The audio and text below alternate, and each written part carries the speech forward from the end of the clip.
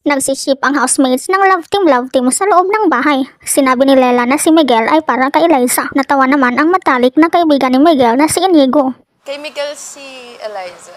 What?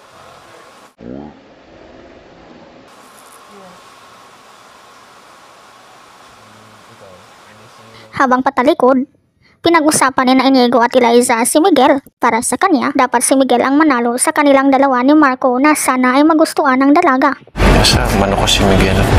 Sana manalo. Habang sila ay kumakain, sila ay may sariling mundo. Si Sofia ay nasa tabi lang na tahimik. Sobrang honest naman ni Inigo dahil feeling ni Miguel.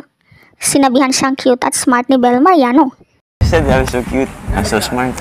Ayon kay Inigo, siya ay naging delusional lang. What? That's it. Delusional. Natawa naman si Rave sa sobrang honest ng aktor. Yun lang? Yun lang? Okay. Nice. Habang naglalaba ay panay ang kanilang paglalaro ng mga bubbles.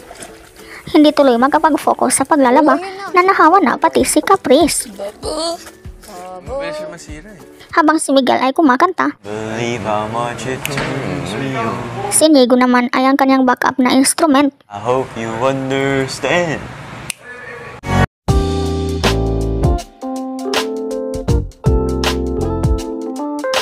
Nakakatawa din ang ginawa ni Miguel nang kumain si Inigo ng cracker. Ito pa ang kanilang ginawa. Ikaw, anong masasabi mo dito?